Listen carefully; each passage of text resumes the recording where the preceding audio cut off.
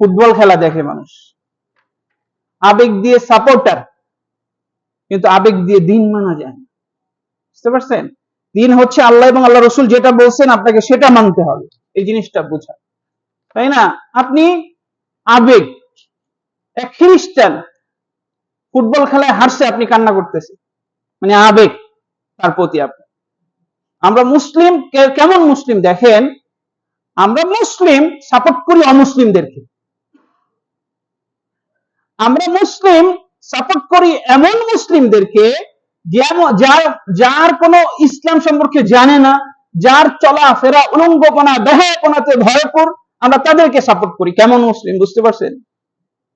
মানে আমরা মুসলিম সাপোর্ট করি অমুসলিম, যারা উলঙ্গপনা বেহায়াপনা নাচ গান এগুলোর সাথে জড়িত, তাদেরকে আমরা সাপোর্ট করি, তাদেরকে ভালোবাসি, তাই না? ইসলামের অন্যতম একটা বিষয় কি জানেন, সেটা হচ্ছে আল ওয়ালা ওয়াল বারা। কাকে আপনি ভালোবাসবেন, কাকে ঘৃণা করবেন, এটা আপনি যদি না বুঝেন আপনি মুসলিম হইতে পারবেন না ভাই। বুঝতে পারছেন? এর জন্য এটা ইসলামের খুবই গুরুত্বপূর্ণ বিষয়, আল ওয়ালা ওয়াল বারা। কাকে আপনি ভালোবাসবেন এবং কাকে ঘৃণা করবে। বুঝতে পারছেন ভাইরা? এজন্য যেটা বললাম যে ইসলাম আপনার আল্লাহ এবং আল্লাহ রসুল যেভাবে বলছেন আপনাকে সেভাবে আপনার মানতে হবে, আবেগ দিয়ে মানলে হবে না।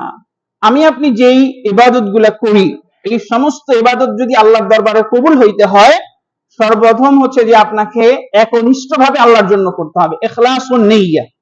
এরপরে হচ্ছে ইত্তিবা' সুন্নাহ, ওই কাজটা সুন্নাহ অনুযায়ী হইতে হবে, আল্লাহ রসুলের সুন্নাহ অনুযায়ী, তাই না? আপনি জুমার সালাতে আসছেন, তাই না? আল্লাহ রসুল কিভাবে জুমার সালাতে আসতে বলছেন, এইটা আপনাকে অনুসরণ করা। আপনি 5 ওয়াক্ত নামাজ পড়বেন, আল্লাহ রসুল বলছেন সাল্লু কামা রাআইতুমুনি উসাল্লি, তোমরা ওইভাবে নামাজ পড়ো যেইভাবে আমাকে নামাজ পড়তে দেখছো, তাই না? তো আল্লাহ রসুল যেভাবে নামাজ পড়ছেন আপনি সেইভাবে নামাজ পড়বেন, তাই না? জীবনে চলার ক্ষেত্রে আল্লাহ রসুলের সুন্নাহ কি ছিল? আল্লাহ রসুল সব সময় হারামকে বর্জন করছেন, সবসময় হালালকে বক্ষণ করছেন, তাই না?